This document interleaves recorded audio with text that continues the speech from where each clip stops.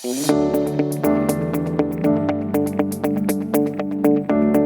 would like to pivot and welcome Jane Pendlebury, the CEO of HOSPA, and Chip Rogers, the President and CEO of the American Hotel and Lodging Association, who have agreed to join us today and give us some insights as to what's happening in their respective regions of the world. So, Jane, why don't I start with you? And I'd love to hear what are you seeing in Europe these days with the return of travel?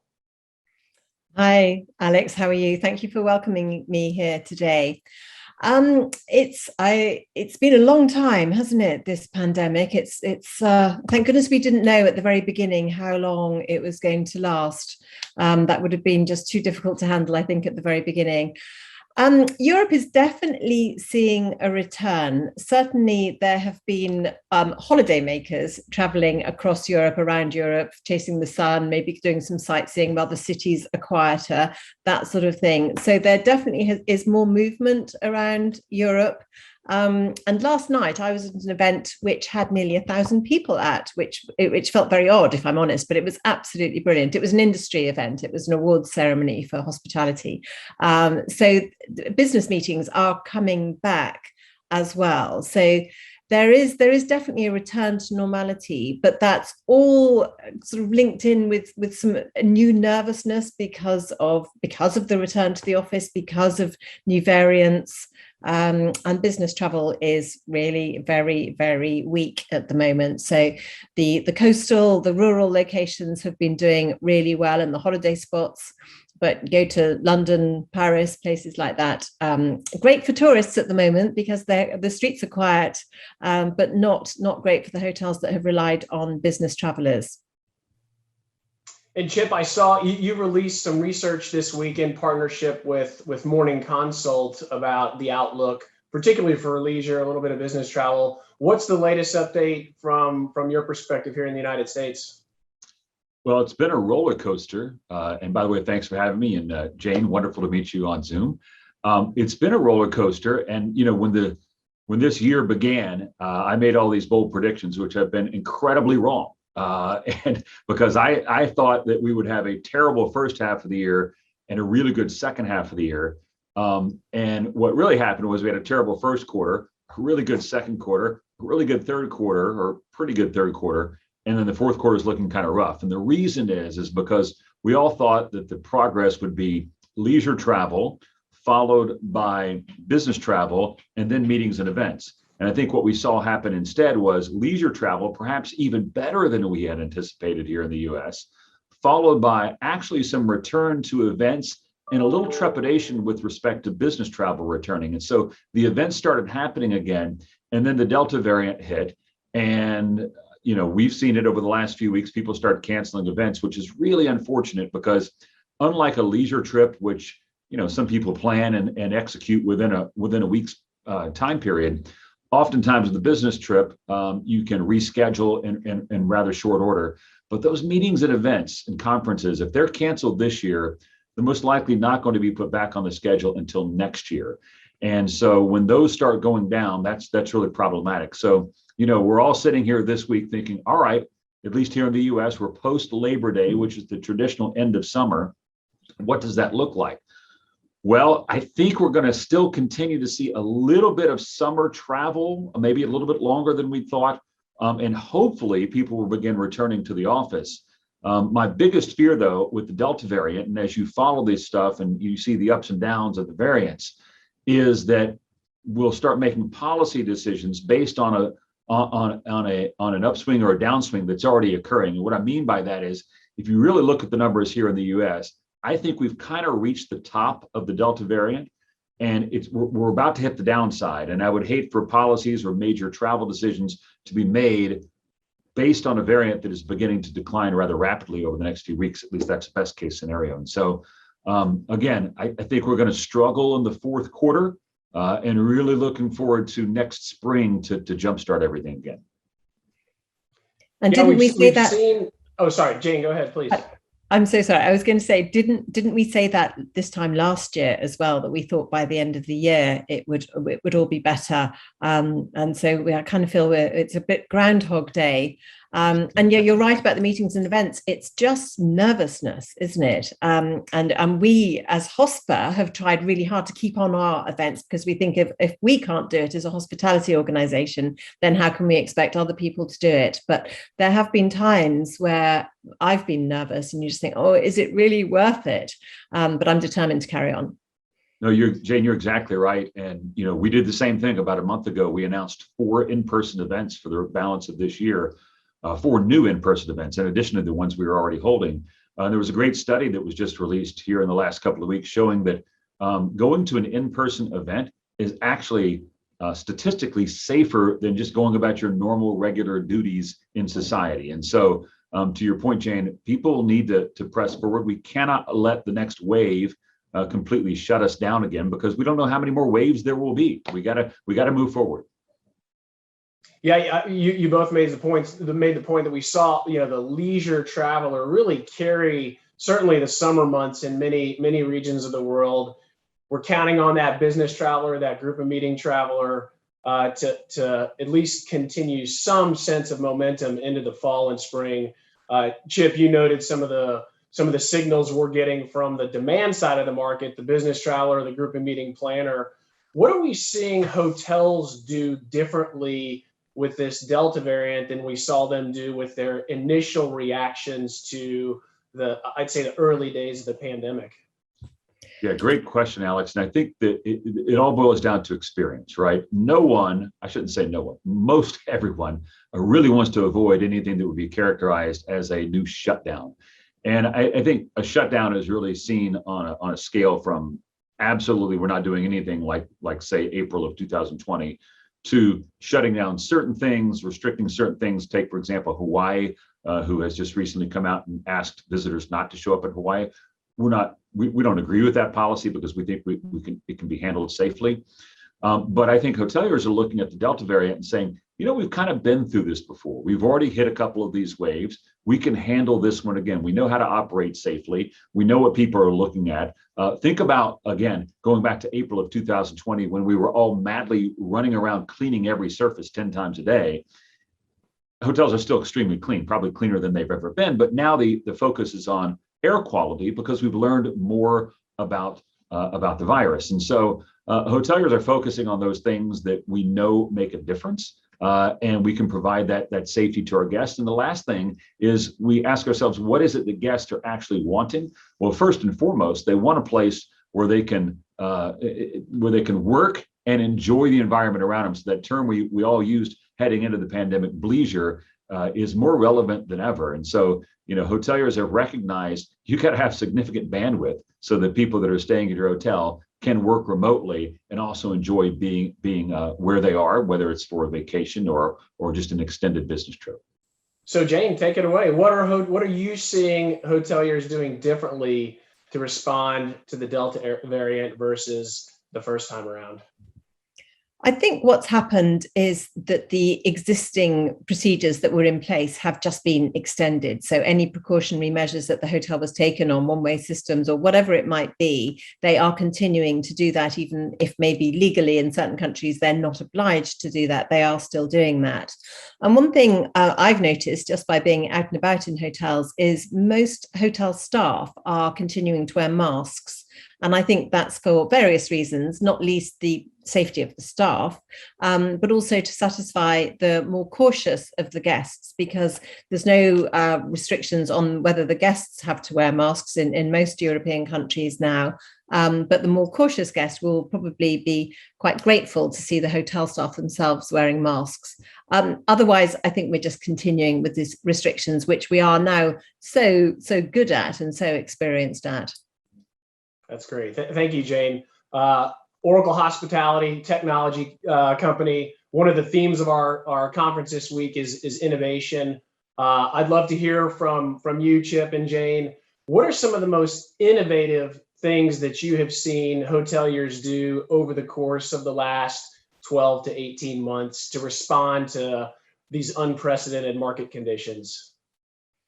I think we saw a massive acceleration in the adoption of technology just generally. People that were talking about maybe doing things either just speeded it up So because it was going to be useful to them in this less contact, more engagement environment. Or they put in completely new procedures because they had to. And we saw a resurgence of the QR code, something that I think many of us thought was dead and buried. But I think one of the main reasons for that is because our lovely smartphones have made it so easy to read a QR code. No longer do we need a special app to do it. So things like the in-room guide, guest directory, I think those maybe will never be seen again in many hotels. At our conference last year, we had a discussion about being presented with a wine list if you're in a fine dining environment. At that stage, they were doing that via QR code. But the particular hotel chain that we were interviewing at that stage said, but that's part of the theatre of fine dining, and that you see a leather-bound wine list and it's many pages long, and it's the pleasure of flicking through the pages. So there's certain things I think that will come back, but perhaps a mix of both, and the answer will be choice. But I saw great things happening with back office systems where hotels were forced to close. The finance departments took the opportunity of just rethinking their whole process, put in new procedures, new systems in some instances, but just made sure everything was efficient and streamlined, just to make sure that they came out of the pandemic in the best possible place. Chip, how about you? Yeah, I love the wine list analogy. That's wonderful. I was just thinking about that. You know, traditionally we all sit down at a table, one person gets the wine list and makes the decision. But now electronically, we can make it like a collaborative decision on what kind of wine we're going to get. So I think that's actually better. But to Jane's point, some things just feel better, and that big leather-bound book is pretty cool. Look, there's no question that, as Jane said, much of the technology areas that people were considering were accelerated, and for good reason. Yes, there's a huge demand for contactless checking in, checking out, and full engagement with the property. But one of the things I think is interesting that will really help, and it translates, or it really translated itself into the highest importance, was when this leisure travel came back and we started seeing this incredible demand for labor. It's the ability for guests to communicate when they're going to be there and when they're not going to be there. So you can begin, as the hotel team, making sure that you have your labor directed where it needs to go. And that level of communication electronically is enormously helpful. You know, I was just at a hotel the other day, and at that particular hotel brand, I have status to where they can give me a 4 p.m. checkout. And they're like, Mr. Rogers, do you want your 4 p.m. checkout? And I was like, you know what? I actually have an 8 a.m. flight, so I don't need it. And that way you guys can get in there and you can take care of my room early on and rent that quickly to somebody else that's moving in.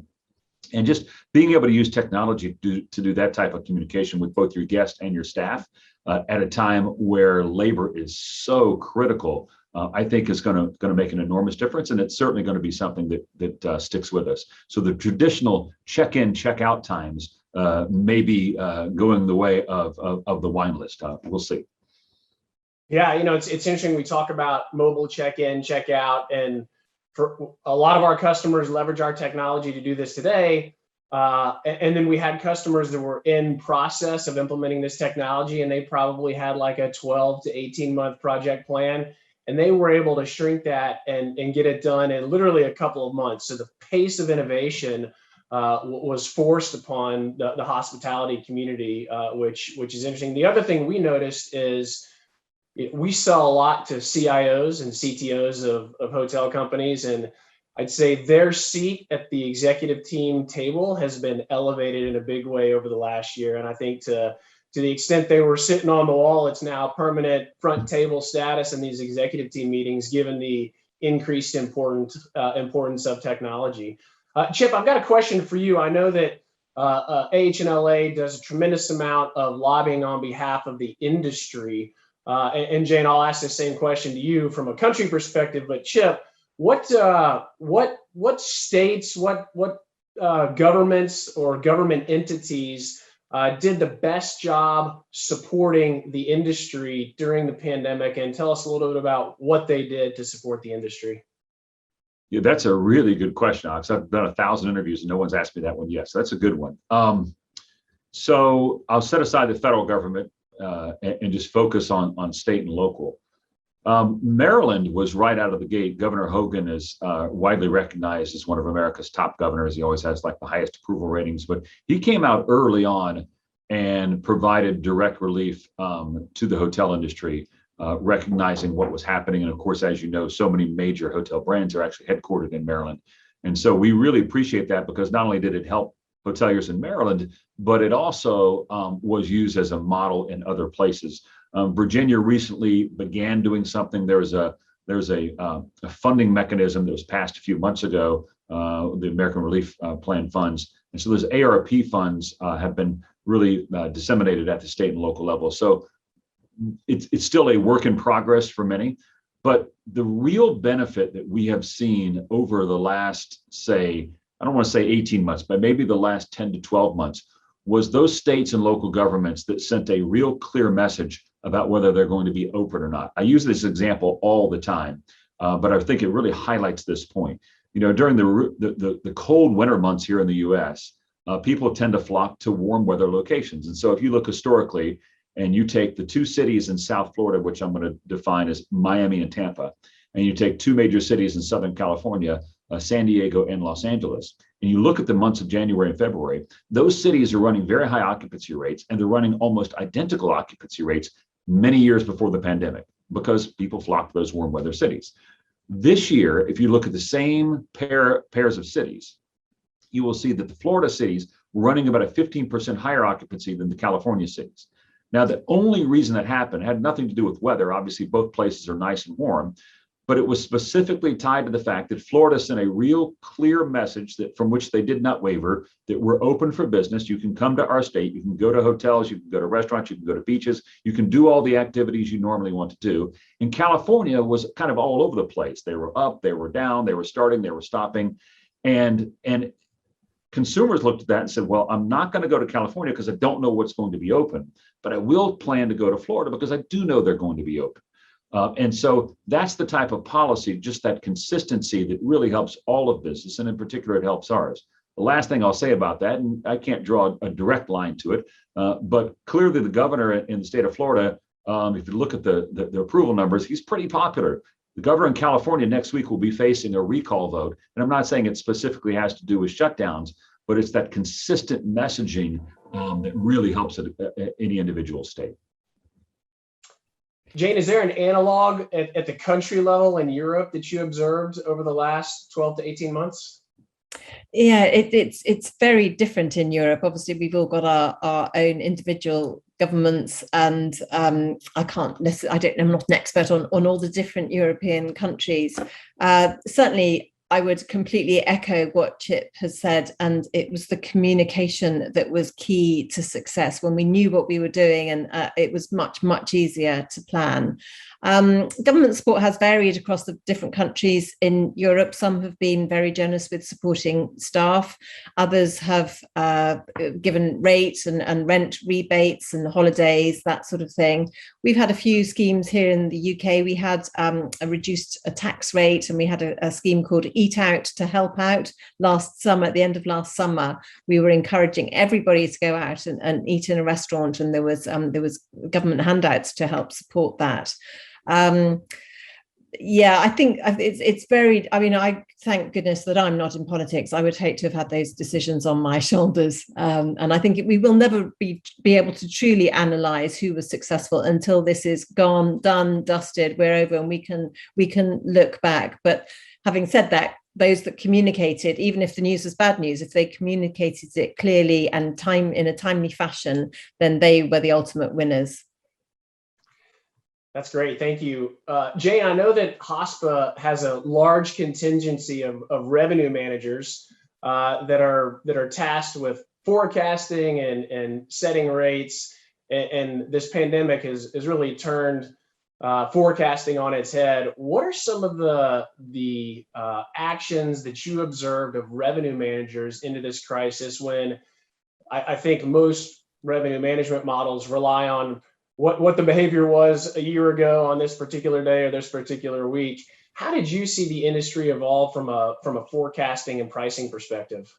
Yeah, it was fascinating, and I went to we had a roundtable event again in August 2020 where a lot of the key hotel revenue managers, we all sat around in an outdoor space, which was very nice, and discussed how they were going forward. And really, one of my biggest takeaways from that event was that those that were focused on the cities that had historically had really good occupancy, and their role as revenue managers had been to cherry pick the best of the business and make sure they were maximizing the revenue.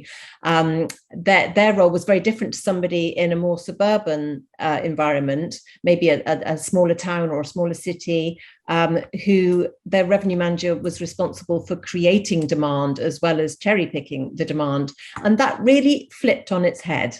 Suddenly the London revenue managers or the city revenue managers who perhaps had an element of arrogance about what they did, because they were always fully booked, they were always reporting really great figures, and they were just making sure they maximized it. Suddenly they were dealing with occupancy levels below 10%, and just desperate to take anything, and there was none of the cherry picking left to be done, whereas the coastal rural ones were reaping the rewards of loyalty of years gone by. So forecasting became, yes, next to impossible, I think. But they did their best, and the pickup became crucial, and the patterns of pickup. If you were open, if you were able to look at the demand, how quickly it was picking up, then you could decide how many of the floors in your hotel to open. Or if you were a benefit of being part of a small chain, you could just maybe direct all the reservations into a single property. And a lot of that happened as well. In some instances, revenue managers lost their jobs, which seemed a bit daft because of all the times when you need that commercial brain and that ability to see where there is opportunity. Those I don't think were good commercial decisions to get rid of revenue managers. But revenue managers also rely heavily on sales and marketing. I've always seen it as a revenue manager's job to let the sales and marketing department know that come October, third week in October, the forecast is not looking great. So they need the support of the marketing department to promote those dates, to come up with some scheme that would encourage demand at the hotel. So again, where marketing people had been let go or just not working at that time, the revenue managers were sort of having to pull on another hat and do things that they'd never done before. But there was a lot of innovation. There was a lot of people doing clever things, business hotels becoming family hotels, hotels taking pets and dogs that they'd never done before, all sorts of weird and wonderful things to encourage guests in. And it worked. You could see the ones that were sort of keeping their front door, their window shop window, as it were, looking good and attractive and appealing to people. But I think for the cities, it came down to loyalty. If they had treated their guests well in the past and the guests were loyal to that hotel, they would go back to a familiar hotel rather than anybody else. Whereas, 6 months prior to the pandemic starting, it was nearly all price driven or just whatever package they could get. But it was a tricky time. Yeah. So we've talked, Jane, you've talked about what's going on inside Europe. Chip, you've talked about what's happening domestically. Let's talk a little bit about how these two things come together with international travel. It's a huge market for the airlines. It's a huge source of profit for the airlines. It's equally as important to the hospitality industry, particularly the international business traveler. What can each of you tell me? And Chip, I'll start with you about the return of international travel and what are going to be the keys to really reopening these paths from continent to continent. Well, the sad thing is that the lack of international travel, in my opinion, is a perfect case example of politics superseding common sense and science. Because at the end of the day, if I'm a hotelier, whether someone is domestic, they're here in the US, a US citizen, or they're from the UK, I want to welcome them to my hotel unless they have coronavirus. And so there's a pretty simple way to do this, and that is to test people who are willing to subject themselves to a test in order to be able to travel internationally. And if you're willing to subject yourself to a test, these silly political restrictions on traveling internationally need to be set aside. So we've been dealing with this Alex, as you know, here on the U.S.-Canadian border, and there's no science behind stopping people from coming back and forth between the U.S. and Canada.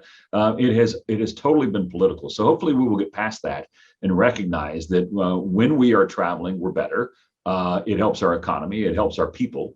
And we need to get back to that as quickly as possible. Again, set the politics aside. Stop worrying about being blamed for something. Use common sense and science. There's rapid testing out there that you can get done at a very low cost so that people can begin traveling internationally. I'll tell you, even here domestically, it's interesting. Back in May, in early May, I traveled to Hawaii. And boy, that was difficult. I mean, there was a lot of challenges there, even once you arrived at the airport. Then 2 weeks later, traveled from the U.S. to Greece, and that was simple as could be. And it was really around, show me the rapid test results, you're in, and move along. And so we know it can work, and we need to get back to doing it. Jane, Yes, you got an interesting dynamic, which is a bit intra-European, but also transcontinental. What are you seeing from a government perspective in terms of their stance on cross-border travel?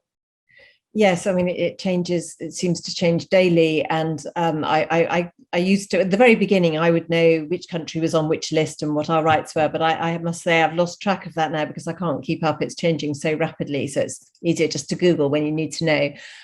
But international travel across Europe has not been easy. It's doable, but all the tests, all the hoops you have to jump through in order to get out of the country, to get into the country, to leave that country, to get back into the country where you originated from, are not easy.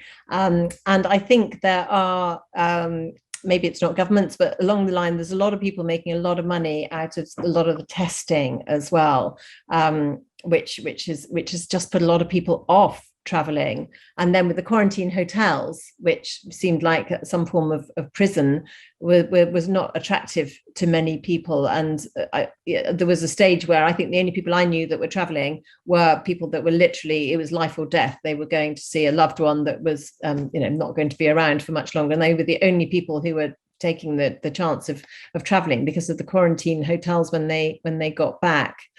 I think longer term, what we're doing here today, we're doing a video call. We didn't really do very much of this at all, did we? I certainly wasn't somebody that had my camera on in my office really very often. It was very much the exception, and I could probably name on the occasions that I had done it prior to the pandemic, whereas now it's completely normal and it's accepted. So I think some business travel will never come back because of the tools and how we've gotten used to this.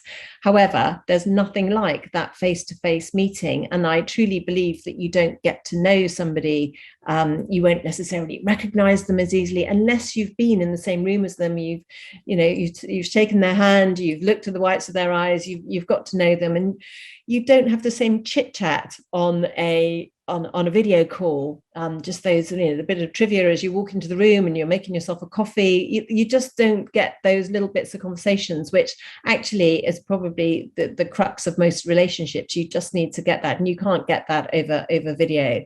But I'm not sure business travel will ever come back in quite the same way that it was before.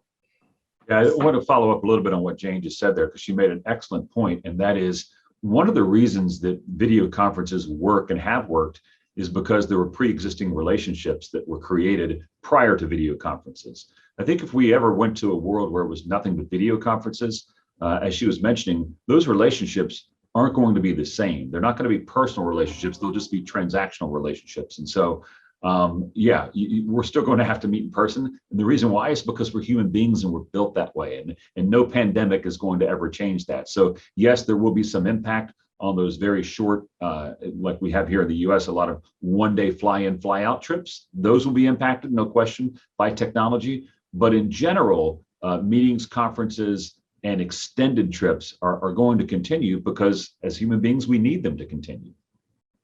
Yeah, Chip, there's no better example than the HOSPA Foundation event that you hosted a few weeks ago that I had the chance to attend in person. It's just the types of interactions you have, particularly those that are unplanned, just have the ability to bear so much fruit. We, and I mentioned this in my opening remarks, we made the decision in the May-June timeframe to have this conference as virtual. And I mentioned how I had regretted it for a couple of months. And then as Delta spiked, I was like, well, somewhat relieved. And then I concluded by saying, I certainly hope this is our last virtual conference, because there's nothing like getting together in person, particularly Chip, as you said, for the ability to meet new people and establish and form new relationships. So I'd like to close with something and ask you to each reflect on the last 18 months. And I'll pose the question that's really got two components. What is something about our industry that will never change and would be evidenced by what's happened over the last 18 months? And then what's something from our industry that will never be the same as a result of the last 18 months? I'd love to hear each of your perspectives. Jane, since I started with you, I'll start with Chip here, and then Jane, I'll let you have the last word. So what's never going to change is really what makes this industry unique, and that is hospitality. And I know that sounds somewhat cliche-ish, but if you think about what has transpired, and obviously we'll look at this from a domestic standpoint, but this is clearly what's transpired around the globe. Airlines, restaurants, hotels, and live performances, you could argue that those are the four industries that have been hurt most during this time. And I don't think many people would disagree with that. And yet it was during this time where we have an industry in 2020 here in the US where the total revenue dropped by well over 50%. And yet at the same time, we were creating programs like Hospitality for Hope here in the US, where we had about 20,000 hotels who agreed to give away free rooms to first responders, the people that needed to be quarantined. So at a time when their business was getting hurt most, they stepped up to help other people. That's never going to change in our industry because that's who we are. Those type people are attracted to come into our industry and will forever continue to lead our industry. So that's what's not going to change. Second part of your question is, what is going to change forever? I'm going to be a little selfish here in representing the industry. And I think what hopefully will change forever is the life-work balance, not around what is obvious, how many days am I in the office, but around how can I work and travel and mix that together in a way that provides me that work-life balance. I mean, so many of us are guilty. I know I feel this all the time because I travel extensively, of flying into a city, doing my work, and as I'm getting on the plane to leave, I'm telling myself, man, I wish I could stay here. I wish I'd planned just one more day here to enjoy everything around here. Hopefully that will change forever, that people are mixing business and leisure in a way that they get that full experience of travel, meeting other people, understanding other cultures. Because if that happens, again, selfishly, all that's going to do is dramatically expand our industry in the decades to come. So hopefully that's one thing that stays with us forever. Yeah, that's great. Jane, how about you? Well, I couldn't have put it better myself. You took nearly all my points there, Chip. But yes, I think what you were saying about how hoteliers went above and beyond to look after. We had hotels looking after homeless people, housing families of children in Great Ormond Street Hospital, which is one of our big children's hospital. The families were all housed in hotels. There were hotels giving out free meals to key workers, sending meals to people's houses, much of it with no revenue at all. And that made me incredibly proud to be part of this industry. I mean, it was so brilliant. And as an organization, HOSPA, we don't lobby government. There's another organization that does that. So we support them. And their role, they had to be obviously quite and at times negative and saying how dreadful everything was, and we needed government support. So I didn't have to do that. So I decided that in order to support them best, I would do a lot of B2B work with saying how brilliant the industry responded. So we had our positive stories pages on the website where anybody that had done anything amazing could either just write to us and tell us what they'd done, and we would post it up there. But also people were, we got letters in from people saying, or emails saying, oh, did you know that the Berkeley Hotel were serving the key workers? They were doing a drive-through for the police and all that sort of thing. So there was incredible stuff going on. And like you say, that will never change. That is the core of hospitality, and it was fabulous. I think, yes, the other thing I was going to say was exactly what you said, Chip, in that the business trips will get longer. I think that the shorter trips, so often I've been to the States and to Canada, and I've looked at places, I thought, damn, I really should have left enough time to do a bit of sightseeing while I'm here, because whilst I can tell people I've been to Toronto, I haven't actually done much when I was in Toronto. I haven't seen anything. So I think that will be one of the changes. And I think the adoption of the technology is a change that will stay, and there'll be choice. And we've been saying for years about these millennials and the difference and how they want to interact differently. And it was almost, nobody was quite sure how to deal with it. Well, I think we've faced up to that, because what they wanted was what we had to deliver. And so it's going to be a choice going forward. And that will be something that we see. And that wine list, you'll either get the leather bound one, or you'll be able to put it on the QR code and get it on your mobile phone, if that's what you want to do. Fantastic. Jane and Chip, you all are so inspirational. You're such leaders and advocates for this amazing industry that's been through so much over the last 18 months. And you've consistently kept such a positive, solution-oriented perspective. And I can't thank you enough for supporting the industry. I can't thank you enough for participating today and sharing your insights with our audience. And next time we're together, it'll be in person, and we'll look for a whole new set of insights and hopefully celebrating the continued return of our industry to its full strength. Thank you so much for being here. Thanks for having us. Yes, thank you very much, and good luck with the rest of the conference.